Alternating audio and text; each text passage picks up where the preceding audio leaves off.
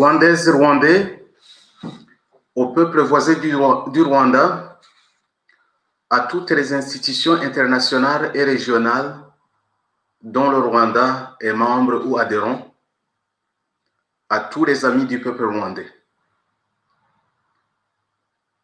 Au nom du gouvernement du peuple rwandais en exil, que j'ai l'honneur de présider depuis février 2017, je viens vous annoncer une triste nouvelle, aux conséquences nombreuses pour le Rwanda en particulier et pour les pays de la région des Grands Lacs africains en général. Le président Paul Kagame, qui, vous êtes sans l'ignorer, était le président en exercice de la République du Rwanda, est bel et bien mort. Et si je suis obligé de l'annoncer sous ce format, c'est surtout parce que les institutions nationales autorisées à le faire sont réduites au silence depuis des mois, sans doute pour protéger des intérêts politiques injustes et inavouables.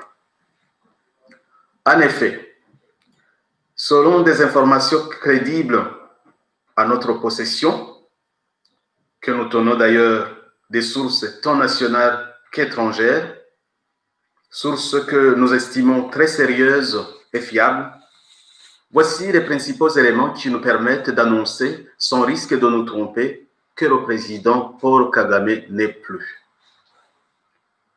La dernière vraie apparition publique de Paul Kagame date du 17 février 2020 au Rwanda, juste la veille de l'annonce de l'assassinat sur ordre de Paul Kagame lui-même de notre regretté chanteur Kizito Mihigo, assassinat qui, vous vous en souvenez, a plongé notre pays et plusieurs millions de ses fans dans un deuil indescriptible.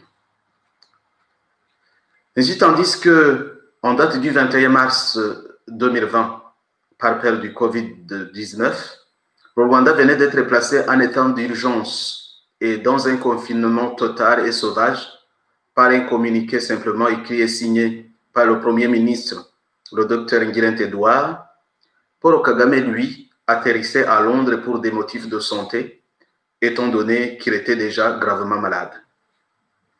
Je rappelle en passant que cet acte du Premier ministre violait l'article 108 de la Constitution rwandaise de 2015 qui réserve cette prérogative au président de la République.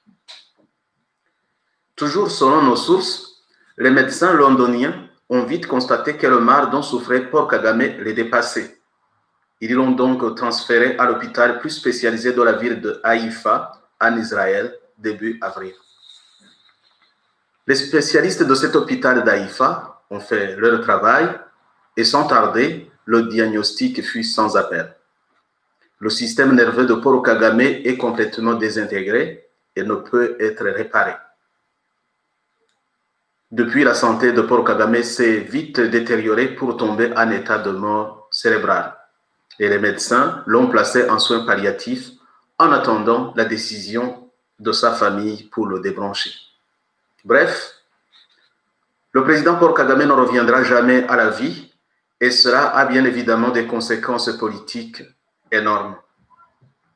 La question de sa succession se pose désormais avec beaucoup d'acuité au vu de la situation sociopolitique assez complexe du Rwanda à la suite de son histoire lointaine et proche et surtout au vu des exploits sanglants que le régime dictatorial de Paul Kagame n'a cessé d'accomplir au Rwanda comme dans les pays voisins depuis 26 ans. À l'heure où je vous parle, le pays est dirigé par un petit groupe de militaires très proches de la famille de Paul Kagame. Pour les observateurs avisés qui ne s'arrêtent pas aux vidéos truquées et au montage photo destiné à tromper l'opinion nationale et internationale, et suite à l'absence prolongée du président Paul Kagame, le Rwanda sombre progressivement dans le désordre, le peuple meurt de faim, des incidents de violation des droits humains se multiplient, la ville de Kigali est coupée des provinces, les régions frontalières de la République démocratique du Congo, c'est-à-dire les districts de Rusizi et celui de Rubavu, sont indéfiniment confinés. Un couvre-feu injustifié est déclaré sur tout le territoire national. Plus intriguant encore, tous les hauts responsables politiques sont réduits au silence et plusieurs hauts officiers militaires placés en résidence surveillée. Notez en particulier que depuis au moins 5 mois, on n'a plus revu en public ni le Premier ministre, ni le président du Sénat, ni la présidente de la Chambre des députés, ni le président de la Cour suprême, ce dernier ayant la responsabilité constitutionnelle de déclarer la vacance du siège présidentiel, conformément à l'article 105 de la Constitution rwandaise de 2015. Or, d'après ce même article 105 de notre Constitution, en cas de condamnation, de démission, d'incapacité permanente ou de décès du président de la République en exercice, il revient au président du Sénat, en l'occurrence le docteur Augustin Iyamuremye, de faire office du président de la République pendant une durée maximale de 90 jours pour organiser l'élection des nouveaux présidents. Mes chers compatriotes, à la communauté internationale, il convient de préciser, quand on a compte des circonstances particulières qui ont accompagné l'accession au pouvoir et son exercice par M. Paul Kagame, le gouvernement du peuple rwandais en exil estime qu'à la solution constitutionnelle devrait s'ajouter une solution politique pour le bien suprême de cette nation, la paix. Au lieu d'organiser des élections précipitées qui risquent de replonger le pays dans le chaos complet, le président intérimaire, qui sera bientôt invité à prêter serment, du moins je l'espère, devrait organiser de larges consultations avec toutes les forces vives de la nation, dont l'opposition en exil, afin de mettre en place un gouvernement de transition élargi de 24 mois qui s'adonnerait au retour des centaines de milliers de réfugiés, à la libération de centaines de milliers de prisonniers, à la pacification du pays et au rétablissement des relations apaisées avec les pays voisins, à la levée de tous les blocages constitutionnels et légaux destinés à marginaliser, exclure et discriminer les opposants. Et pour conclure, je demande au président de la Cour suprême, M. Faustin Nteziryayo, de prendre ses responsabilités et d'user du pouvoir que lui confère l'article 105 de la Constitution et déclarer officiellement et dans les meilleurs délais la vacance du siège présidentiel. Le peuple attend impatiemment d'entendre son discours.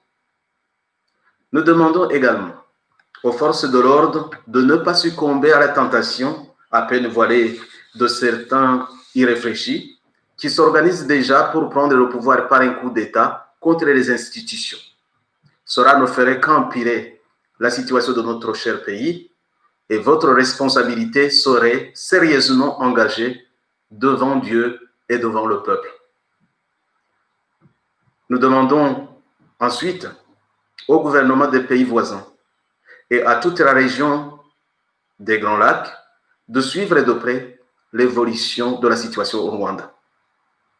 Nous demandons enfin à l'Organisation des Nations Unies et à toute la communauté internationale de soutenir le Rwanda dans les moments très difficiles et de reconnaître les efforts du gouvernement du peuple rwandais en exil, désireux d'apporter la contribution de l'opposition rwandaise au rétablissement de la paix et de l'ordre démocratique au Rwanda pour le bien de ce peuple et de toute la région.